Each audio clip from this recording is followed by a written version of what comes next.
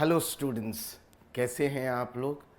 अब आप सबको पता है कि अब एग्ज़ाम का डेट 30 सितंबर नहीं है और जो नया डेट है वो 17 नवंबर है। मैं हर दिन बच्चों से मिलता हूँ और नए डेट को लेकर बच्चों में एक्साइटमेंट भी है और बच्चों में थोड़ा स्ट्रेस भी है कि यहाँ से अब मैं स्ट्रेटजी अपनी कैसे बनाऊँ। मैंने बहुत चीज़ें पढ़ ली है, अब मुझे और आगे क्या करना चाहिए, मुझे अपना रिवीजन कैसे करना चाहिए, या मुझे जो अगला 70 डेज़ है उसके लिए क्या करना चाहिए। ऐसे बहुत सारे प्रश्न आपके मन में घूमते हैं और ये बहुत कॉमन है। मैं उसी के लिए आज का सेशन आपके साथ लूँगा। छोटा सेशन होगा, बट मुझे लगता है कि आप शांति से मुझे यदि 15 मिनट देंगे तो बहुत सारे जो क्वेश्चन आपके माइंड में घूम रहा है मैं उसको एक अच्छा स्ट्रैटेजी आपके साथ शेयर कर पाऊँगा। सबसे पहले मैं ये कहना चाहूँगा कि पहले शांत हो जाइए। आप लोगों ने अभी तक बहुत अच्छा काम किया है, बहुत अच्छा काम किया है, काबिल तारीफ़ है। अपने आप को शाबाशी दीजिए। चाहे जिस लेवल ऑफ प्रिपरेशन में हैं, मैं कहूँगा कि अपने आप को शाबाशी दीजिए। आपने अपने में पेशेंस रखा है और अपनी तैयारी की है। दूसरा, अब एकदम शांत। जब आप शांत रहेंगे तो ये एग्ज़ाम बहुत आसान रहेगा, और यदि आप अशांत होंगे तो मैं बता रहा हूँ एग्ज़ाम निकालना बहुत मुश्किल हो जाएगा। और आपके अशांति से एग्ज़ाम निकल जाता तो सब अशांत हो जाते, तो इसीलिए नहीं, पहले एकदम शांति। बस इतना भरोसा रखिए कि मैं मेहनत करूँगा और रिजल्ट आएगा। इसके अलावा कुछ नहीं सोचना है। अब जो सोचेंगे उस 17 नवंबर को एग्ज़ाम देकर आराम से आएंगे और समय बहुत होगा इंट्रोस्पेक्शन के लिए, सोचने के लिए। लेकिन अभी शांत, एकदम शांत। आइए अब आगे देखते हैं हम लोग कि आगे 70 डेज़ हम लोग क्या करेंगे।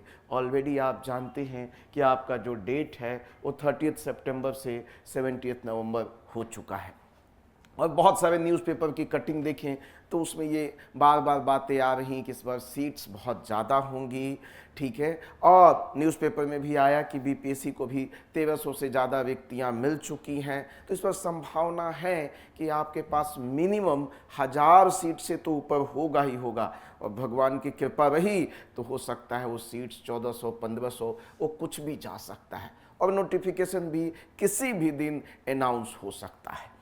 तो इसका मतलब है मिनिमम 1000 सीट तो है ही, और मैक्सिमम 1500 1600 के आसपास जाएगा। इसका मतलब कि काफ़ी अच्छा सीट है, जिसका पिछले 5-7 सालों में हमने देखा कि ऐसी चीज़ें नहीं हुई। 64th में भी 1400 कुछ सीट्स थी, और इस बार यदि 1500 आ जाता है तो आप मान के चलिए बीपीएससी के इतिहास में ये सबसे बड़ी वैकेंसी होगी। और सबसे बड़ी बात है, अब आपको भी 2 महीना से ज़्यादा, ऑलमोस्ट 70 दिन आपको टाइम मिल चुका है।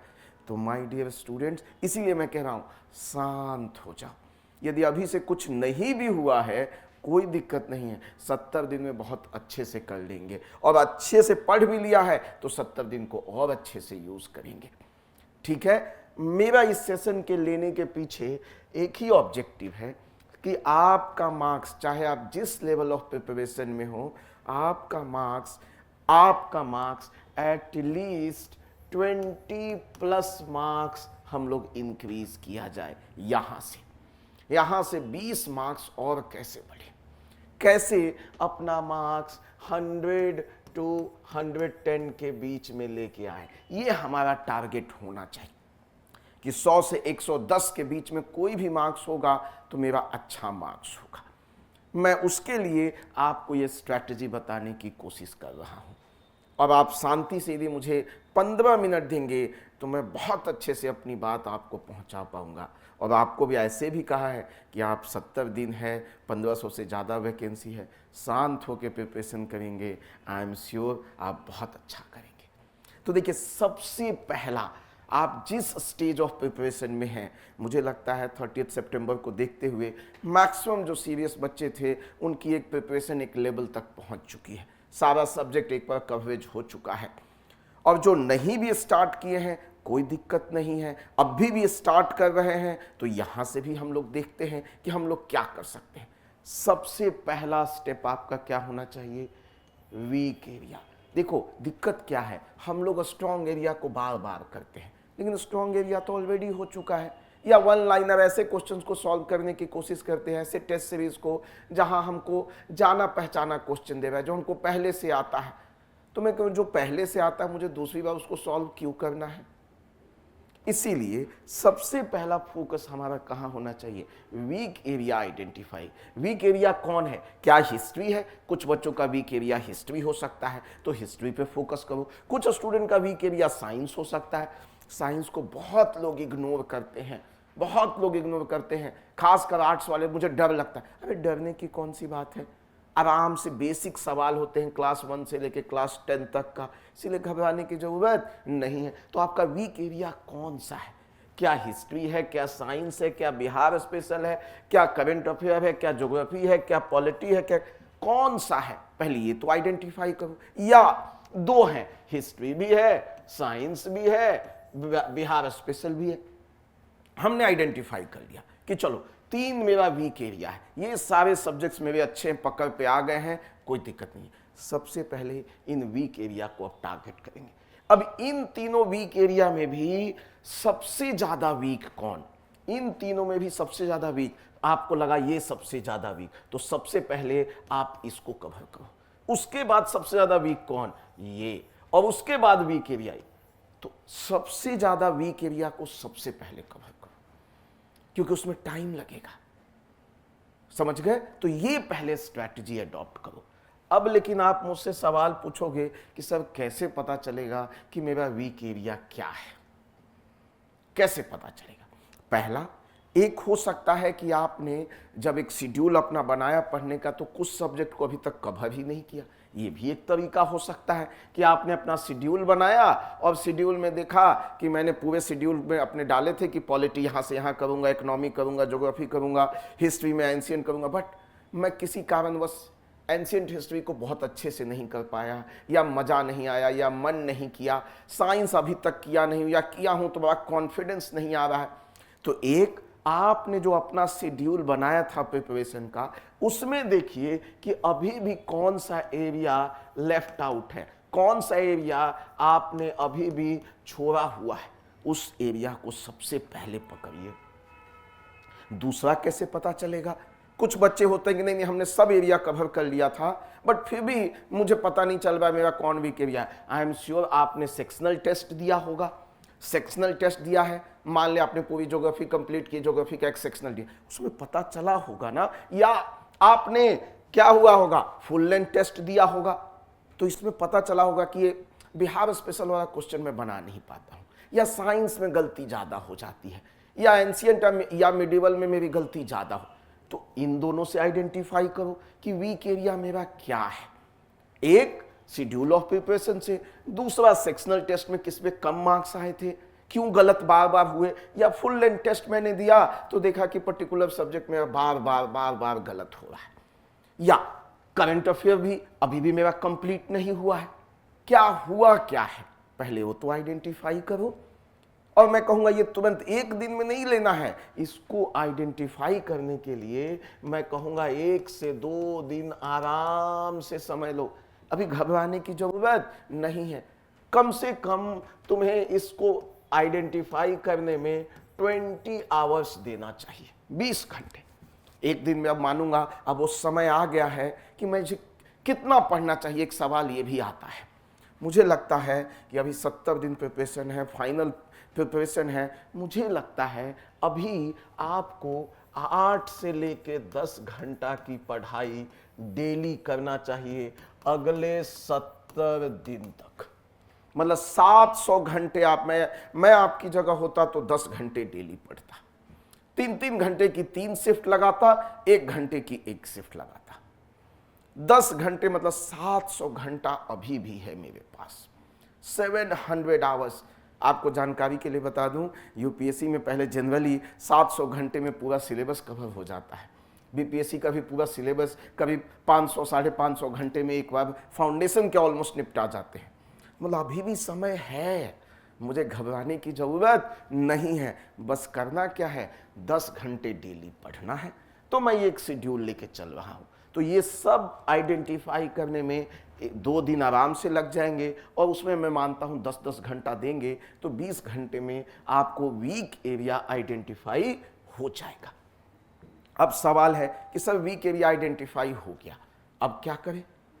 तो यहां देखो, मैंने पूरी अपने 70 दिन को 3 फेजेज में बांट दिया है। पहला 0 फेज, जहां वीक एरिया को आइडेंटिफाई कर रहे हैं। उसके बाद फेज 1 में हम स्टार्ट होते हैं, जहां हमारा फोकस कहां होना चाहिए, कंसेप्चुअल क्लैरिटी पे। जो मैंने कहा ना, वीक एरिया, इसका मतलब वहां मेरी कंसेप्चुअल क्लैरिटी नहीं है। तो पहले उन वीक एरियाज को मैंने आइडेंटिफाई करूंगा और उन वीक एरियाज को मैं कंप्लीट करूंगा। उसके लिए कितना समय दिया है, तो 20 से 25 दिन। एक सब्जेक्ट है तो करस्पॉन्डिंग कम, 2 वीक सब्जेक्ट है तो 3 वीक। अकॉर्डिंगली मुझे लगता है 2 से 3, मुझे जनरली लगता है कि जिस लेवल पे आपकी प्रिपरेशन है, वीक एरिया आपके 2 या 3 हो सकते हैं। और उस 2 या 3 सब्जेक्ट, मान लिया अपर साइड 3 सब्जेक्ट ही है वीक एरिया, तो मैं कह रहा हूं तीनों को 8-8 दिन दो, अच्छे से समय दो। और इसीलिए मैंने 20 से 25 दिन दिया है। ठीक है, 7 से 8 दिन आप हर सब्जेक्ट पे दोगे, 3 वीक एरिया है, तो 20 से 25 दिन में आपको पूरा कॉन्फिडेंस आ जाएगा, कंसेप्चुअल क्लैरिटी आ जाएगा। इसीलिए हमने आपको टाइम दिया है। तो पहला फेज में हम टाइम 20 से 25 दिन देंगे। ठीक है, अब हमने आइडेंटिफाई वीक कर लिया है। मैं मान लूं कि 3 सब्जेक्ट वीक है। ठीक है, जो सबसे ज्यादा वीक है उसको पहले कंप्लीट करो, 7-8 दिन का समय दो, 1 दिन एक्स्ट्रा दो। सेकंड जो मोस्ट वीक है उसको 1 दिन और कम दो। थर्ड जो मोस्ट वीक है उसको और कम समय दो। तो इस तरह क्या होगा, सबसे वीक एरिया को सबसे पहले कवरेज होगा, और आप कॉन्फिडेंस गेन करते जाएंगे कि नहीं यार मैंने कर लिया है, अब मैं एकदम निकाल लूंगा। PT is all about confidence, PT is all about confidence, मैं निकाल लूंगा। अब आइडेंटिफाई, अब आपका सवाल होगा कि मैं सर कैसे करूं, वीक एरियाज को मैं कैसे कंप्लीट करूं? माय डियर स्टूडेंट्स, आपके पास लेक्चर अवेलेबल होंगे या आप कहीं से लेक्चर मिल सकता है, तो उस सब्जेक्ट के क्वालिटी लेक्चर्स, या आपने बुक पढ़े होंगे या आपने नोट्स बनाया होगा, कुछ तो किया होगा। लेक्चर्स आपके पास हैं, बुक्स आपके पास हैं, नोट्स आपके पास हैं। तो सबसे पहले टॉपिक वाइज लेक्चर देख जाइए, या बुक पढ़ जाइए, या नोट्स, जो आपको सूट करता है वो कीजिए। मैं आपकी जगह होता तो मेरे पास यदि लेक्चर होता तो फटाफट 1.5 के स्पीड से सारा लेक्चर देख जाता। ठीक है, क्योंकि पहले से पढ़ा हुआ है, बट कहीं कहीं प्रॉब्लम है, पूरी एक अच्छे से कॉन्फिडेंस नहीं आया है, तो मैं पूरा लेक्चर देख जाता। और हर लेक्चर के बाद मैं टॉपिक वाइज क्वेश्चन देता। मैं, जैसे आपने देखा होगा, बस एक अटेम्प्ट बैच में या रिवीजन बैच में आपने देखा होगा, हमने उन्हें क्या किया था, एक टॉपिक दिया, 3 घंटे की लेक्चर हुई, और उसके बाद 50 क्वेश्चन दिया था एनसीईआरटी से। तो सेम वे में लेक्चर देखा और टॉपिक वाइज 50 क्वेश्चन एनसीईआरटी का सॉल्व कर लिया उस टॉपिक पे, फिर लेक्चर देखा, फिर 50 क्वेश्चन। तो मान ले 6 दिन में मेरा पॉलिटी वीक था, तो 6 दिन में मैंने डेली 2-2 लेक्चर देखा, 12 लेक्चर में मेरा कंप्लीट हो गया। ठीक है, रिवीजन का बैच था, 3-3 घंटे की लेक्चर थी, या 1.5 घंटे का लेक्चर भी था, तो एक दिन में मैंने कम से कम 6 घंटे का लेक्चर देख लिया, और हर लेक्चर के बाद 50-50 क्वेश्चन सॉल्व कर लिया। उसके बाद वही नहीं रुकना है, उसके बाद क्या करना है कि मान ले मैंने 50-50 क्वेश्चन सॉल्व कर लिया, पूरा पॉलिटी पढ़ा, उसके बाद सेक्शनल टेस्ट दिए, मतलब टॉपिक वाइज टेस्ट दिए, अब वो सब्जेक्ट कंप्लीट हो चुका है। उसके बाद सेक्शनल टेस्ट दो, 150 क्वेश्चन सॉल्व करो उस पर। एक बार 3 घंटा 2 घंटा बढ़ो और 2 घंटा बैठो और 150 क्वेश्चन सॉल्व कर दो। तो देखो, सबसे पहले आपने लेक्चर देखा, उसके बाद आपने टॉपिक वाइज क्वेश्चन सॉल्व किया, हर लेक्चर के बाद टॉपिक वाइज, हर लेक्चर के बाद टॉपिक वाइज, हर लेक्चर के बाद टॉपिक वाइज, और उसके बाद जब वो लेक्चर पूरा सब्जेक्ट कंप्लीट हो गया तो सेक्शनल टेस्ट दे दिए। अब देखो सबसे मोस्ट इंपॉर्टेंट, अब जो आपने पहले टेस्ट सीरीज में कहीं क्वेश्चन गलत किया था उस सब्जेक्ट का, वो टेस्ट सीरीज में जाओ, अपने सेक्शनल टेस्ट पहले का या कोई फुल लेंथ टेस्ट दिया हो, वहां जाके आइडेंटिफाई करो कि अच्छा पॉलिटी का मेरा वीक एरिया था, क्या क्या गलती हो गई। उन सारे मिस्टेक्स में वापस जाओ और देखो कि क्या गलती की थी, क्योंकि अब आपने वापस दोबारा पढ़ लिया है, आपने टेस्ट पेपर सॉल्व कर लिया है, सेक्शनल टेस्ट सॉल्व कर लिया है, अब आपको कॉन्फिडेंस आ चुका है। अब आप जाके देखो कि टेस्ट में क्या क्या मिस्टेक सॉल्व किया, क्या क्या मिस्टेक आपने किया था, और उस पर देखो कि गलती क्यों हुई थी। अब आपको तुरंत समझ में आ जाएगा गलती क्यों हुई थी। तो उन सारे मिस्टेक्स को रिविजिट करो और रीसॉल्व करो। इससे क्या होगा, इससे क्या होगा कि आपने जो गलतियां की थी अब दूसरी बार गलती नहीं करेंगे। तो इस तरह पहला फेज ऑफ रिवीजन है, मैं कहूँगा कंसेप्चुअल क्लैरिटी है, जिसमें वीक एरियाज को आप क्या कर रहे हैं, आइडेंटिफाई कर रहे हैं, उनके लेक्चर देख रहे हैं, टॉपिक वाइज क्वेश्चन सॉल्व कर रहे हैं, सेक्शनल टेस्ट सॉल्व कर रहे हैं, और जो जो गलती फुल लेंथ टेस्ट में की थी मैं उसको जाकर रिविजिट कर रहा हूँ और रीसॉल्व कर रहा हूँ। अब ये काम हो गया तो मान ले 3 वीक एरिया था, 20 से 25, मैं अपर साइड 25 दिन भी रख लूं। अब मैं तीनों वीक एरिया पे कमांड कर चुका हूं, उस पर टॉपिक वाइज क्वेश्चन सॉल्व कर चुका हूं, पहले लेक्चर देख लिया, quality topic wise question solve कर चुका हूं, सेक्शनल टेस्ट सॉल्व कर चुका हूं फुल। अब मतलब मैं कॉन्फिडेंट, नहीं यार वीक एरिया मेरा कंप्लीट है, मैं अब एग्जाम निकाल दूंगा, ये कॉन्फिडेंस देगा आपको। ठीक है, अब आगे बढ़ते हैं। अब रिवीजन मेरा स्टार्ट होता है। अब मेरे को पता है कि मैंने हर सब्जेक्ट को कंप्लीट कर लिया है, A to Z मेरा सिलेबस कंप्लीट है। अब मैं एकदम कॉन्फिडेंस में हूं। अब मेरा एक और मजबूती के लिए हर पॉइंट मेरे टिप्स पे हो, हर चीज मुझे पता है, मैंने ब्रॉड पढ़ाई की है। अब मेरा पहला फेज 2 स्टार्ट होता है, जिसमें रिवीजन तो पहले 20 दिन हमने दे दिया था, इस 20 से 25 दिन, अब यहाँ पे हम करीब, मैं 20 दिन का वहाँ रखा तो यहाँ पे करीब 40 दिन हमारे पास है। 40 दिन में रिवाइज करना है। अब रिवाइज कैसे करें, तो यहाँ भी आइडेंटिफाई वैसे ही कीजिए कि अब जितना मैंने पढ़ा उसमें मेरा सबसे वीक एरिया कौन है अभी भी, उसके बाद कम, उसके बाद थोड़ा स्ट्रॉन्ग, थोड़ा सबसे स्ट्रॉन्ग को सबसे लास्ट में। ठीक है, और इस तरह आप एक सीक्वेंस बना लेंगे। मान ले अभी मैं कहूं कि बिहार स्पेशल मेरा रिलेटिवली वीक है, उसके बाद मेरा पॉलिटी वीक है, उसके बाद मेरा ज्योग्राफी वीक है, उसके बाद मेरा एंशिएंट हिस्ट्री वीक है, उसके बाद मेरा मिडिवल हिस्ट्री वीक है, उसके बाद मेरा मॉडर्न हिस्ट्री वीक है, उसके बाद वगैरह वगैरह।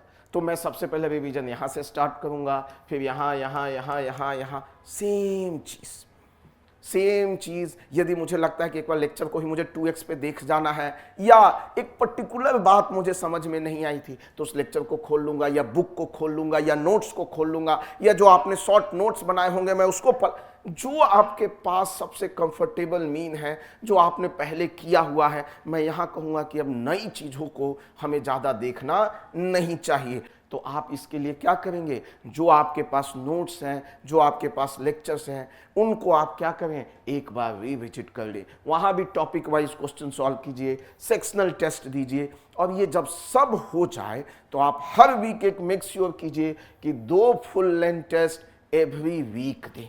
यदि हर वीक में 2 फुल लेंथ टेस्ट होगा तो अभी भी 70 दिन है, कम से कम आप 20 फुल लेंथ टेस्ट दे देंगे। 20 फुल लेंथ टेस्ट, तो हर तीसरे या चौथे दिन आप एक टेस्ट दें। जो पढ़ाई हो रहा है हर चौथे, आपकी टेस्टिंग भी होती रहेगी, तो हर चौथे दिन आप एक टेस्ट दे, हर 4th डे या हर 3rd डे आप एक फुल लेंथ टेस्ट दे। और टेस्ट का टाइमिंग क्या रखना, टेस्ट का वो टाइमिंग रखना जो एग्जाम का टाइम है, उसी टाइम पे आप क्या दोगे, अपना फुल लेंथ टेस्ट दोगे, ताकि आपको प्रैक्टिस रहे, आप कंडीशन हो जाएं उस टाइम पे, ताकि आपका दिमाग चलने लगे। क्लियर है? यहां तक किसी को कोई डाउट तो मुझसे पूछ लीजिएगा, चैट में भी लिख लीजिएगा, मैं पक्का रिप्लाई करूंगा, और आप मुझसे भी कनेक्ट हो जाएंगे। मैं पर्सनली भी, आपको कोई इशू है आप आके मुझसे मिल सकते हैं। आगे बढ़ते हैं। अब लास्ट फेज ऑफ रिवीजन है। 70 दिन में पहला 20 दिन कंसेप्चुअल क्लैरिटी पे चला गया, 40 दिन रिवीजन में चला गया। अब फेज 3rd, एकदम लास्ट 10 डेज जहां फाइनल। अब यहां क्या, तो जो भी कोई बचा हुआ टॉपिक हो, कोई छूटा हुआ टॉपिक हो, मिसलेनियस टॉपिक हो, आप उसको शांति, आपके पास इसके लिए भी 10 दिन का समय। स्टिल कोई टॉपिक में लगता है कॉन्फिडेंस नहीं आया है, तो आप इसको क्या कर लीजिए, कंप्लीट कर लीजिए। क्लियर है? आगे बढ़ते हैं। अब सवाल आता है सबसे बड़ा कि सर मैं करंट अफेयर कहां से करूं, कैसे करूं, मेरी स्ट्रेटजी क्या होना चाहिए। बच्चे इसको लेकर बहुत परेशान होते हैं। तो मैं बता दूं, सबसे पहले करंट अफेयर के लिए डेली आप 2.5 से 3 घंटा रखिए। डेली आज से ही 2.5 से 3 घंटा मैं किसको दूंगा, करंट अफेयर को। मैं किसको दूंगा? करंट अफेयर को। हर दिन, अब आप सुबह का टाइम फिक्स कर लीजिए या रात का टाइम फिक्स, 1 2.5 से 3 घंटे का टाइम फिक्स, एक स्लॉट फिक्स कर लो। बाकी 7 घंटा आप किसको दो? जनरल स्टडीज को। एक आप करंट अफेयर के लिए रखो। अब उसको भी 2 भाग में डिवाइड करना है। 1.5 से 2 घंटा जो टाइम है वो नई चीजों को पढ़ने में लगाना है, नई चीजों को, करंट अफेयर। और 1 घंटा जो पुराना आपने करंट अफेयर पढ़ा है उसको रिवाइज, ताकि मैं ऐसा नहीं कि आगे पढ़ते जाऊं और पीछे भूलता जाऊं। तो जो पीछे आपने पढ़ा है 1 घंटा रिवाइज कीजिए और 1.5 से 2 घंटा नई नॉलेज को लेने में लगिए, नई करंट अफेयर्स को करने में कीजिए। ठीक है, कितना करंट अफेयर करना है? मैं कहूंगा 1 ईयर मोर देन इनफ है। सितंबर 2023 से लेकर सितंबर 2024 ये कर लीजिए, मोर देन इनफ है। 1 साल बहुत है, इतने से आप कर लीजिए। मैंने इसमें से बिहार स्पेशल पूरा आपको करंट अफेयर्स करवाया हुआ है, जुलाई अगस्त का बाकी है वो मैं कर लूंगा। और यहां पे मैं आपको क्या एक और बड़ा इंपॉर्टेंट बात बताना चाहूंगा, current affair never ending subject है। आपको हमेशा लगेगा मेरा पूरा नहीं हुआ है, मेरे को हमेशा कुछ ना कुछ आता नहीं है, फलाना ये नई किताब इसमें कुछ नया मिल जाएगा, मैं ये पढ़ लूं, मैं ऐसा मत करो मेरे भाई, मैं आगे बताऊंगा, ऐसा मत करो। जितना 2.5 से 3 घंटे में डेली हो रहा है, 2 घंटा पढ़ने में, 1 घंटा रिवीजन में, मोर देन इनफ है, आप कर लेंगे। और इसी के लिए मैं आपको बता दूं 18 अभी अगस्त मंथ अभी सितंबर चल रहा है, 18 सितंबर से मैं आपका करंट अफेयर, जैसे मैंने बिहार का पूरा करंट अफेयर कराया है, मैं सितंबर 2023 से हर दिन आपके 6:30 में आऊंगा इवनिंग में और आपका पूरा करंट अफेयर का चटनी बना देंगे। आप मेरे साथ करते जाओ ना, डेली 1.5 घंटा आप मेरे साथ करते जाओ, आपका एक भी क्वेश्चन मैं छूटने नहीं दूंगा। ठीक है, मेरे साथ डेली 1.5 घंटा दो और बाकी 1.5 घंटा को रिवीजन पे लगाओ, मोर देन इनफ है। तो ये काम हो जाएगा, ये हर दिन करना है। और ये सब जिन बच्चों को अभी भी डाउट है या वीक एरियाज हैं या रिवीजन नहीं हो रहा है, तो उनके लिए हम लोगों ने ये सुपर सिलेक्शन रिवीजन बैच लाया है। इसमें ये मात्र 999 में है। आप को लेक्चर की प्रॉब्लम है, नोट्स की प्रॉब्लम है, आपको अच्छे टेस्ट नहीं है, ये सब इसमें मिल जाएगा। इसमें 300 घंटे से ज़्यादा का लेक्चर है, हर सब्जेक्ट का बेस्ट लेक्चर पड़ा हुआ है।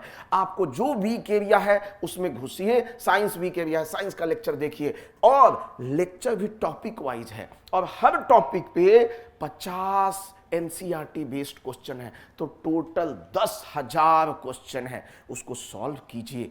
ठीक है, मान ले आपने से साइंस फिजिक्स में एक टॉपिक पढ़ा, उस पे 50 क्वेश्चन मिलेगा आपको, और उसमें टेस्ट भी हैं, 6 सेक्शनल टेस्ट हैं, 24 फुल लेंथ टेस्ट हैं। तो देखिए कितने क्वेश्चन हो गए, कितने 10,000 से भी ज्यादा क्वेश्चन। बिहार स्पेशल का 1,000 क्वेश्चन है, करीब करीब 12,000 से ज्यादा क्वेश्चन है, और ये सब 999 में, मात्र 999 में है। तो आप चाहें तो ये कोर्स भी ले लेंगे, तो आप कंसेप्चुअल क्लैरिटी भी मिल जाएगी, रिवाइज भी कर लेंगे, और आपको नोट्स की प्रॉब्लम है तो नोट्स भी मिल जाएगा, पूरा 1 साल का करंट अफेयर भी मिल जाएगा। तो ये सब इसमें कवरेज है।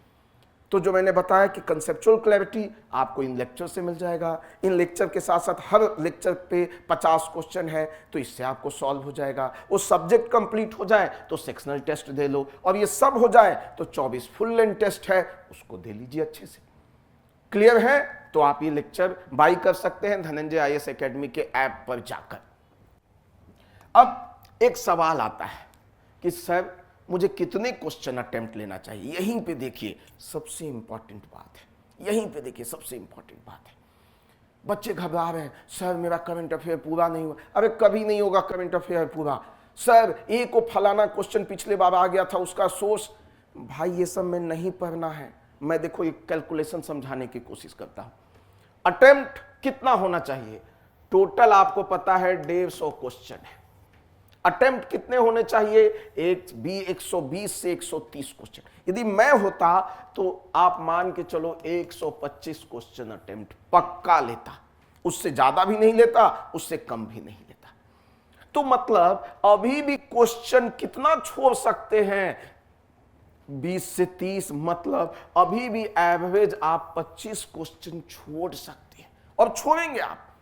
हो सकता है इस 25 क्वेश्चन छोड़ेंगे तो करंट अफेयर का से 8 या 7 या 8 क्वेश्चन आपने छोड़ दिया, पॉलिटी में 3 क्वेश्चन छोड़ दिया, हिस्ट्री में 5 क्वेश्चन छोड़ दिया, ठीक है, इकोनॉमिक्स में से 3 क्वेश्चन छोड़ दिया, बिहार स्पेशल में आपने 2-3 छोड़ दिया, अभी भी 7, 3, 10, 5, 15, 3, 18, 3, अभी भी 4 क्वेश्चन छोड़ने का स्कोप है।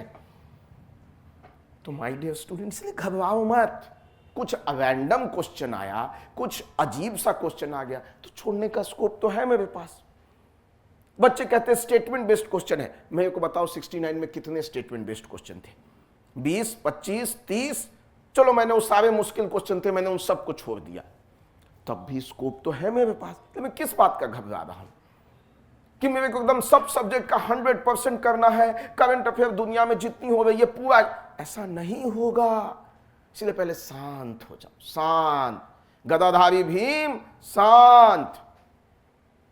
अभी भी छोड़ने के लिए कितना है? 125 भी अटेम्प्ट लेते हो तो 25 क्वेश्चन अभी भी छोड़ने का स्कोप है, इसलिए परेशान मत हो भाई। वो 2-4 क्वेश्चन को देखकर छोड़ देना उसको। और देखो सबसे खूबसूरत बात, आपने 125 क्वेश्चन सॉल्व किया, 25 क्वेश्चन छोड़ दिया। अब इस 125 क्वेश्चन में अभी भी स्कोप है, आपने 5-6 स्टूपिड मिस्टेक कर दिया, 6 स्टूपिड मिस्टेक, अभी भी 15 क्वेश्चन आपसे जेन्युइनली गलत हो गया। तो 15, 6, 21, मैं मान के चलूं 20 क्वेश्चन आपने गलत कर दिया, तो 125 में से 20 क्वेश्चन गलत हो गए, तो अब भी 105 सही है। यहां देखो, आपने 125 क्वेश्चन में से आपने 25 भी गलत कर दिया, 25 भी गलत किया तो आपको कितने मार्क्स मिल गए? 100, और -25 के कितने हो गए? करीब 8, 92 तो अभी भी मार्क्स है। अब इसी में मैं करूं 125 क्वेश्चन में 20 गलत हो गए, इसका मतलब 105 माइनस 20 कितने हो गए? करीब करीब 6.66, मतलब अभी भी 99 मार्क्स है। सेफर साइड हूं, ठीक हूं, मतलब 25 क्वेश्चन छोड़ने के बाद एंड 20 क्वेश्चन गलत करने के बाद भी मैं 99 के आसपास मार्क्स लेके आ रहा हूं। बहुत है यार, मैं क्यों घबरा रहा हूं? अब मेरी कोशिश क्या होनी चाहिए कि 20 में 20 गलती नहीं करूं, मैं 10 गलती करूं, 15 गलती करूं, अभी भी 5 वहां बचा लूंगा तो मेरा मार्क्स 105-7 पहुंच जाएगा। तो मैं क्यों घबरा रहा हूं? क्यों सब चीज करने पे तुला हुआ हूं? ऐसा नहीं करना है। And my dear, trust me, आप बहुत अच्छी अपनी प्रिपरेशन में हैं, अपने पे भरोसा रखें। PT is all about confidence, ठीक है, PT is all about confidence, ठीक है। बाकी हम लोग 17 नवंबर को देखेंगे क्या पाया क्या खोया, और आप एक बार पीटी निकाल लें, मेंस मैं आपके हाथ पकड़ कर, दोनों भाई चल कर, डेली लिख लिख कर हम इस एग्जाम को निकालेंगे। इसलिए घबराना नहीं है, ठीक है। All the best. और मैं भगवान से प्रार्थना करूंगा कि आप इस जर्नी में जो अगला 70 दिन बहुत महत्वपूर्ण है, आप अच्छे से करें, संयमित होकर करें, पेशेंस से करें, और भगवान आपको इसके लिए शक्ति दे। All the best my dear student, love you. शांत, एकदम शांत होकर प्रिपरेशन करो। All the best.